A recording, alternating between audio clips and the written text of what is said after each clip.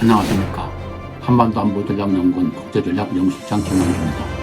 오늘은 블링컨 미 국무장관의 방중 결과에 대해서 말씀드리고자 합니다. 블링컨 미 국무장관이 6월 18일부터 19일까지 중국을 방문하여 칭강 외교부장, 왕이 당중앙 외사판공실 주임, 시진핑 주석 등과 회담을 가졌습니다.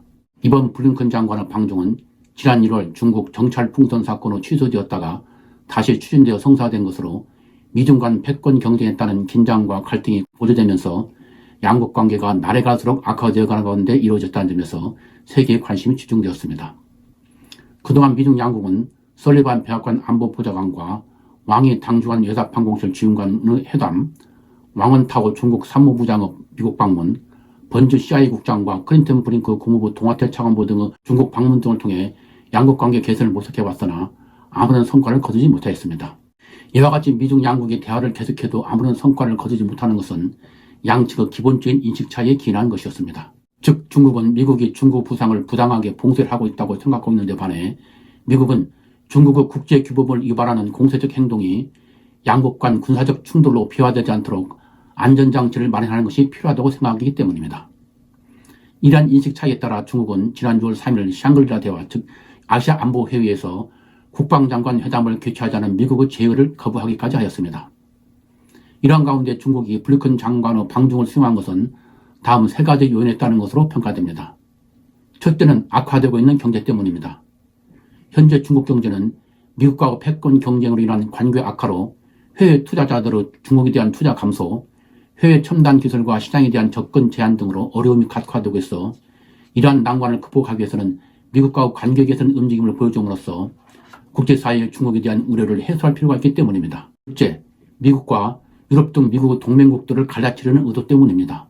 프랑스, 독일 등 유럽 일부 동맹국들과 인도네시아, 말레이시아 등 아시아 일부 파트너 국가들은 미국의 대중 제재에 거부감을 가지면서 미중 관계 악화가 영내 경제를 망칠 가능성을 우려하고 있습니다. 따라서 블링컨의 방중을 수용함으로써 유럽과 아시아 미국 동맹국들에게 중국은 기꺼이 협력할 의지가 있으며 사태 악화를 막을 의지가 있음을 보여줌으로써 미국과 동맹국 간 갈라치를 하려는 것이라고 하겠습니다. 마지막으로 중국 국민에 대해 시진핑의 국제적 리더십을 선전하기 위한 것입니다. 중국은 그동안 관영 매체들을 통해 미국이 G2로 부상하는 중국에게 만나고 싶다는 의향을 계속 전달해왔다고 선전해왔는데 미국 요구를 수용하는 모습을 보여 시진핑의 세계적 지도자로서 이상을 선전하고 과시하는 데 기인한다고 할 것입니다. 또한 바이든 정부도 양국 간 갈등이 충돌로 비화되는 것을 방지하기 위한 안전장치 마련이 필요한 데다 내년도 즉 2024년 대선을 앞두고 중국과 긴장 완화를 통한 경협 확대 필요에 따라 블링컨의 방중을 재추진해왔던 것입니다.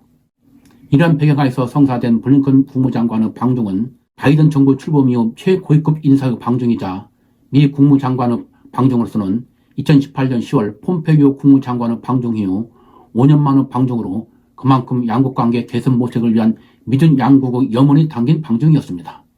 그러나 블링컨 장관의 방중에서 미중 양국은 양국 관계의 안정 필요성과 고위급 소통 유지는 합의했지만 대만 문제, 경제 문제, 인권 문제 등 주 현안에서는 여전히 입장 차이를 재확인하였습니다. 블링컨 장관은 6월 18일 먼저 파트너인 칭강 외교부장과 7시간 30분에 걸친 회담을 갖고 작년 11월 바이든과 시진핑 간 정상회담 시 합의한 사항의 이행, 칭강 외교부장의 미국 답방, 양국 간 특정 문제 해결을 위한 공동 실무그룹 협의 추진, 문화, 교육 교류 확대 및 미중 간 항공편 증평과 학생, 기업인 교류 촉진 등이 합의했습니다.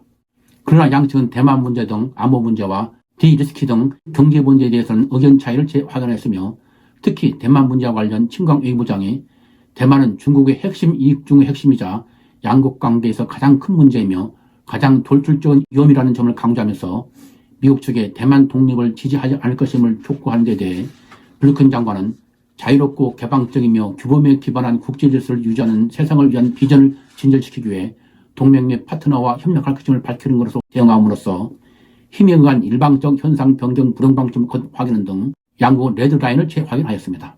또한 블링컨 장관은 6월 19일 왕이 당중앙 외사판공실 주임과의 3시간에 걸친 회담에서 왕이가 미중이 대화할 것인지 대항할 것인지 협력할 것인지 충돌할 것인지 선택해야 한다면서 중국은 악화된 대미 관계 회복을 원하며 그 관계 개선 책임은 미국에 있다고 언급하고 미중 관계 악화의 뿌리는 미국이 중국에 대한 잘못된 인식을 갖고 잘못된 정책을 펴기 때문이라고 주장하면서 중국 위협론 중단 요구, 불법적인 일방적 대중 제재 해제 요구, 중국어 기술 발전 억제 중단, 중국어 내정 간섭 중단 등을 요구한 데 대해 블링컨은 중국의 도발적 행동이 증가하고 있는 데 대한 우려를 전달하면서 양국 간 경쟁이 충돌로 비화되지 않도록 소통 채널을 열어놓아 경쟁을 책임있게 관리하는 일의 중요성을 강조하고 작년 11월 인도네시아 발리에서 열린 바이든 대통령과 시진핑 중국 국가주석이 만났을 때의 관계로 돌아갈 것을 요구하였습니다. 왕이 회담에 이어 열린 35분간에 걸친 시진핑과 회담에서 시진핑이 청강 및 왕이 회담에서 양측이 작년 11월 바이든과 시진핑 간 정상회의에서 합의했던 사안을 이행하기로 합의한 것을 두고 매우 좋은 일이라고 높게 평가하면서 두 강대국이 평화롭게 공존하고 윈윈하는 방법을 찾을 수 있다고 믿는다. 양국이 올바르게 공존할 수 있느냐에 인류 미래와 운명이 걸려있다고 지적하고 중국은 미국과 충돌하고 대립하는 것을 원치 않고 평화 공존과 우호 협력을 기대하며 중국은 미국의 이익을 존중하며 미국에 도전하거나 미국을 대체하지 않을 것이라고 언급한 후 두 나라 어느 쪽도 자신의 뜻대로 상대를 만들거나 상대방의 발전 권리를 박탈해서는 안 된다고 주장하였습니다.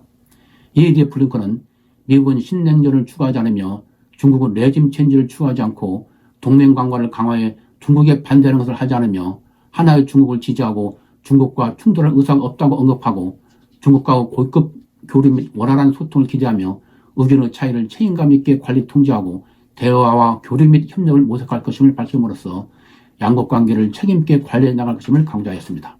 이와 같이 미국은 블링컨 방중을 통해 주요 현안에 대한 양국 간 의견 차이를 재확인함으로써 양국 관계를 정진시킬 수 있는 획기적인 돌파구는 마련하지 못했으나 양국 간 의견 차이를 관리 통제할 수 있는 고위급 소통을 회복함으로써 양국 관계를 정찰 풍성 사건으로 인한 소통 부재의 관계 악화 국면에서 대화 있는 경쟁 국면으로 전환하는 성과를 거뒀으며 이를 통해 9월 인도에서 열릴 G20 정상회의와 11월 샌프란시스코에서 열릴 에이펙 정상회의에서 바이든과 시진핑 간 정상회의 가능성을 열어놓았습니다. 그러나 작년 8월 펠로시 한 의장의 대만 방문으로 중단된 군사 한라인 등 군 간 소통 채널을 중국 거부로 회복하지 못한 데 따른 위험과 대만 문제, 인권 문제, 코로나 기업 문제, 반도체 정책 등 여전히 의견의 다름을 확인함으로써 언제든지 관계가 일탈할 위험이 상존하고 있다고 할 것입니다.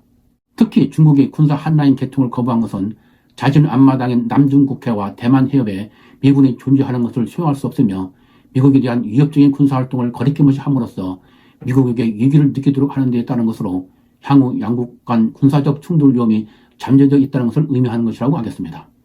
또한 블링컨은 방중 결과에 대해 마이클 월츠 미 하원 군사위 의원이 이번 방중 결과를 볼 때 미국 주권을 침해하고 국제법을 위반하는 중국 공산당에게 무엇을 하라고 했는지 모르겠다. 우리는 강경한 입장을 취해야 했고 무릎을 꿇으면서 국무장관을 보낸 짓을 하지 말아야 했다. 그것은 중국의 선전의 노란항시다 라고 비난하고 나섰고 마이클 맥콜 미 하원 외교위원장도 블링컨의 방중은 바이든 정부가 개입에 대해 잘못 이해하고 있고 근시안적으로 추구하고 있다는 신호라고 비난하는 등 공화당 의원들이 반발하고 있어 향후 내년도 대선을 앞두고 바이든 정부 대중 정책에 큰 도전이 될 것으로 보입니다. 한편 경제가 날로 악화되고 있는 데다 전략 외교 등 강압 정책으로 국제사회에 반중 정서가 확산되는 등 어려움에 처해 있는 중국으로서는 이번 블링컨의 방중 수용을 통해 미국과 긴장을 완화하고 평화를 추구하는 이미지를 심음으로써 경제 및 안보 환경을 유리하게 조성하는 성과를 거두었으며 특히 시진핑의 블링컨 면담 여부를 미처게 확답해 주지 않고 블링컨을 기다리게 하다가 면담 45분 전에야 면담 확정을 통보하고 블링컨과 면담에서도 자리 배치를 전례 없이 시진핑이 상승에 앉아 블링컨을 지도하는 듯한 모습을 연출함으로써 중국인들에게 중국은 다른 강대국에 떳떳이 요구할 뿐 아니라 존경도 받고 있다는 인상을 심어줌으로써 강대국으로서 중국 이상과 시진핑의 글로벌 지도자로서의 인상을 국민에게 심어주는 정치 성과를 거두었습니다. 이제 미중 양국은 이번 블링컨 방중 성과를 바탕으로 고위급 소통을 유지하면서 상대방에 대한 견제와 국익을 추구해 나갈 것입니다. 바이든 정부는 대화 속의 경쟁을 추구하면서 내년도 대선을 겨냥 디리스킹을 명분으로 중국과 무역과 교류를 확대해 나갈 것이며 시진핑은 미국과 긴장 완화를 통해 경제 살리기에 주력하면서 미국에 다시 도전할 기회를 모색해 나갈 것입니다.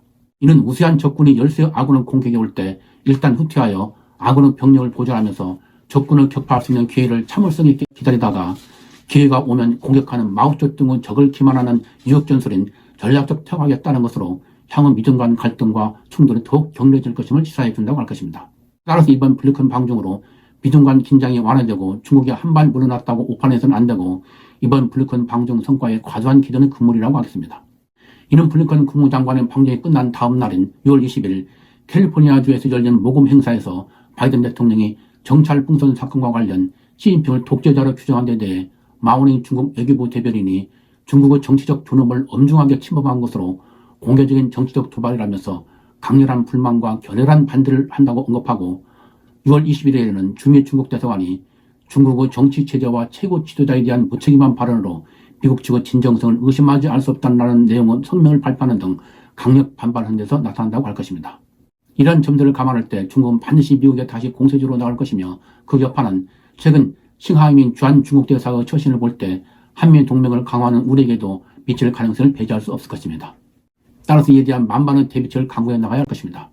오늘은 블링컨 미 국무장관의 방중 결과에 대해서 말씀드렸습니다. 시청자 여러분은 미중 패권 경쟁에 대한 올바른 이해에 도움이 되었으면 좋겠습니다. 시청해주셔서 감사합니다.